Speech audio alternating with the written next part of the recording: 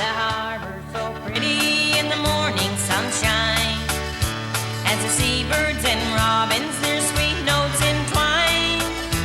The fishing goes shiny in the water so still, here in my home neath the maiden tea hill. When I had trouble or if I was sad, I always found comfort from good friends I had. They knew that I loved them and I always will.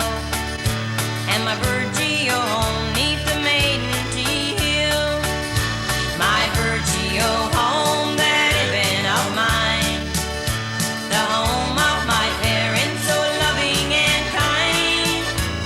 I love them so and I always will. And my Virgio home neath the maiden tea hill.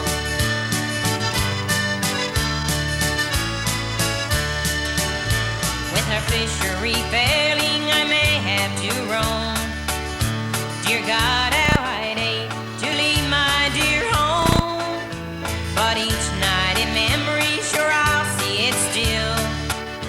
My Virgio home neath the maiden tea hill, my Virgio home, that heaven of mine, the home of my parents so loving and kind. I love them so and I always will. And my Virgio home neath the maiden tea hill.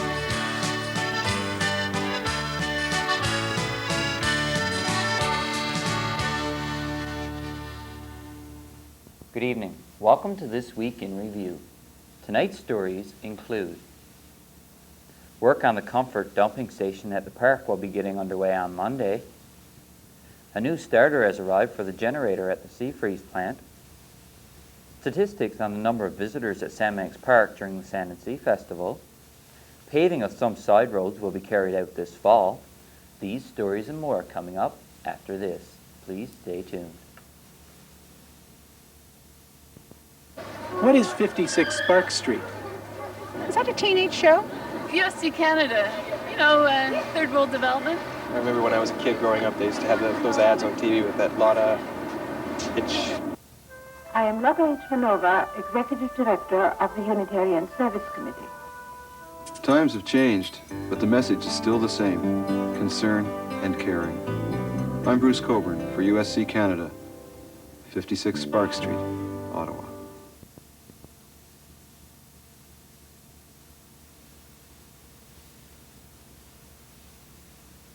The cleanup is ongoing at the sea freeze plant here in Burgeo. I spoke with plant manager George Coley about the cleanup. Mr. Coley, it's been a while since we've had an interview here at your office at the sea freeze plant. Can you tell us how the cleanup is progressing? Yeah, we're doing pretty good. We've got pretty well all the outside the plant finished as far as painting goes. We've got, we're now moving the stock room from down to the old marine maintenance building up to the top floor of the dry storage room, where we're building another one. We're going to be putting it all under one roof to make it more efficient. After that, we got to get the generator going out there. Since we got the starter now, we got to get the generator going, and once we get the generator going, then we can get inside and start working on the inside part. They've done a real good job. I mean, it's pretty noticeable what they've done around here, so we're well pleased. Okay, so do you have any indication as to when you'll have the generator up and running? Well, we have the starter. I got the starter a couple of days ago. There's some minor glitches with it, but we think over the next couple of days we should be able to get her going. Okay, I understand Mr. Barry was in town a couple of weeks back for meetings. While he was here, did he come visit the plant? Yeah, he came and took a tour. He was right from the roof on down. He went up on the roof and he was all through all the buildings and outside, and he was really impressed with the work that had gone into it up to that point. He just like the he said it really shows people's concern when you look at things like the wharf down there and stuff like that. That's all been painted up, and he's really impressed with it. So, has anything changed with respect to the proposal that's before the federal government?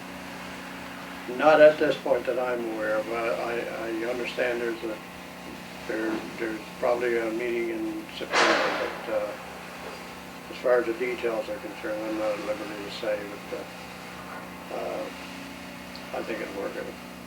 So did Mr. Barry give you any indication when he was here as to when the electricity and water will be restored to the plant? No, but I think the general feeling is that as far as the electricity is concerned and the water, of course, you won't see any of that back on until the company is sure as to what kind of quota they're going to get to operate with. And you couldn't blame them. I mean, it's going to cost a lot of money to hook this place up with power again, and I guess they don't want to invest it until they're sure. So is he still looking at a start-up date in the spring to get the plant back? Everything that I've been told points to April or May of next year. But, you know, they just haven't come down, so we're going to open up. I mean, they've indicated that that's the date we shoot for. So we'll know beforehand, you know, whether it's going to open or not. Okay, Mr. Coley, is there anything else you'd like to add? No, nothing much. I'd just like to thank everybody that's come and helped out in any way with the plant cleanup. I thank BBS for the job they're doing and advertising work schedules and stuff like that. But like I said, as of now, everything is going hunky-dory, so Okay, much well, appreciated. we'd like to thank you for speaking with us today. Quite welcome. During Mr. Barry's visit to Burgeo last Wednesday, I spoke with him concerning an interview.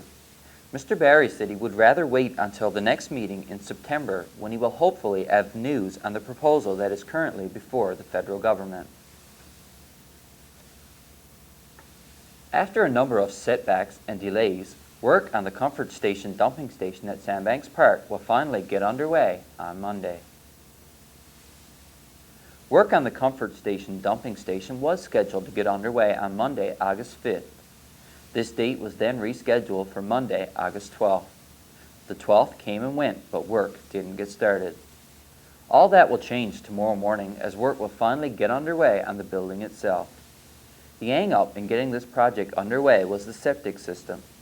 The Department of Environment wanted changes made, resulting in the system having to be redesigned. Stay with us. There's more of This Week in Review still to follow.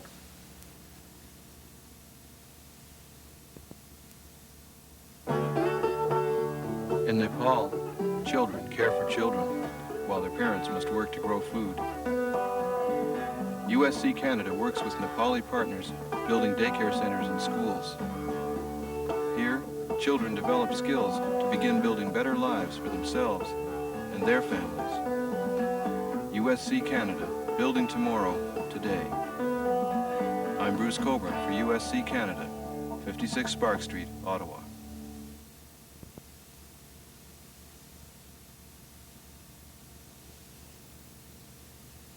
Some of the side roads around Burgeo are in pretty rough shape. 2 of these side roads will be repaved this fall. Motorists using Hares Hill and Clements Road will not have to be as cautious of ruts and potholes after September. Tenders have been called to have these 2 side streets repaved. Tenders close on Friday, August 29th, and work is expected to be completed by the end of September. Hares Hill will be completely repaved, and Clements Road, starting by the home of Miss Mariah Hiscock, proceeding around the beach towards the doctor's residences. Depending on the tenders, there may not be enough money to complete this road, but all of the bad sections will be repaired.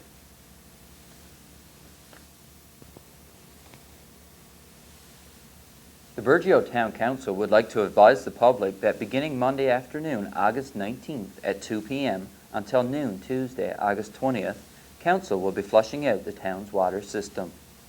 During this period, and a short time thereafter, people may experience low water pressure and dirty water. Residents in higher areas of town may lose their water completely. Council apologizes for any inconvenience. Sandbanks Provincial Park saw impressive numbers of visitors during this year's Sand and Sea Festival. On Thursday, August 1st, Sandbanks Provincial Park saw 1,920 visitors. On Friday, August 2nd, park staff recorded 3,032 visitors. Saturday, August 3rd, saw 1,921 visitors to the park. And on Sunday, August 4th, the park was visited by 2,616 visitors. During the 4 days, the Sandbanks Provincial Park saw 9,489 visitors. To this date last year, 359 campers stayed at Sandbanks. The total numbers of campers at the park for last season was 446. As of Thursday, Sandbanks Park has seen 452 campers so far this season. This is truly an indication that word of the beauty of Sandbanks Park is spreading to the rest of the world. The pop machine located at Ingram's Foodland has had pop stolen from it on several occasions during the past few weeks. For the past 3 to 4 weeks, Ingram's Foodland workers have been monitoring the pop machine located near the store. There have been a number of cans of pop missing each morning. The RCMP has been called in and an investigation is ongoing. Foodland is one of the stores that is taking a stand against shoplifting, and anyone caught shoplifting in the store will have charges laid against them. Anyone having any information regarding the pop machine is asked to contact the RCMP. All names will be kept confidential. Stay with us for more of This Week in Review coming up after this.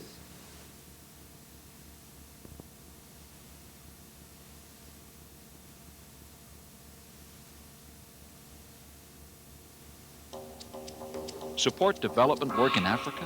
I can't. I already have too much to worry about. I would, if I really believed it would make a difference. I'd like to, but there are too many problems. I can't. Even if you solve one, Support another. development work. USC Canada thinks you can. Not only can we, but we've got to. I'm Bruce Coburn, urging you to play your part. Support USC Canada's work with people in developing countries. That's USC Canada, 56 Spark Street, Ottawa.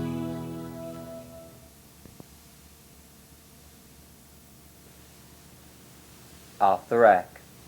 This week as we scanned our tape racks, we came across a video of squid jigging that was filmed in August of 1989.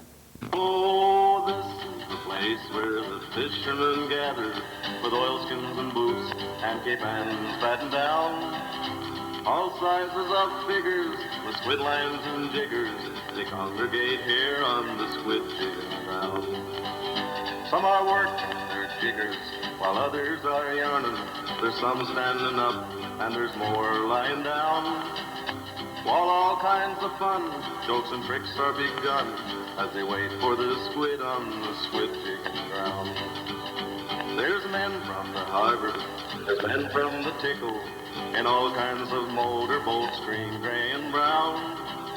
There's a red-headed Tory out there in a dory, running down squires on the squid jigging ground.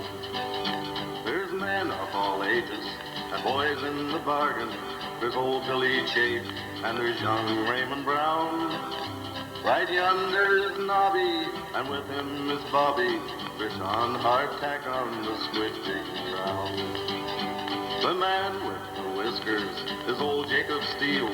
He's a-getting well up, but he's still pretty sound. While Uncle Bob Hawkins wears 6 pairs of stockings whenever he's out on the squid jigging ground. God bless my sou'wester, there's Skipper John Chaffee. He's the best man at squid jigging, here I'll be bound. Hello, what's the row? Why, he's jigging one now, the very first squid on the squid jigging ground. Holy smoke, what a bustle, all hands are excited. It's a wonder to me that nobody is drowned. There's a bustle, confusion, a wonderful hustle. They're all jigging squid on the squid jigging ground. There's poor Uncle Billy, his whiskers are spattered in spots of the squid juice that's flying around. One poor little bite got it right in the eye, but they don't give a hang on the squid jigging ground. Says Bobby the squid's on top of the water. I just got me jigger of 1 fathom down. When a squid in the boat squirted right down his throat, and he's swearing like mad on the squid jigging ground. Now if you ever feel inclined to go squidding, leave your white shirts and collars behind in the town. And if you get cranky without your silk hanky, you better steer clear of the squid jigging ground. BBS Playbill. Tune in on Tuesday at 7 p.m. for a rebroadcast of Empty Pockets from the Sand and Sea Festival. And I'll be here again next week with This Week in Review. Next week's program will be followed by Crevice from the Sand and Sea Festival. Stay tuned now for Empty Pockets. For This Week in Review, I'm Dave Cooper. Good night.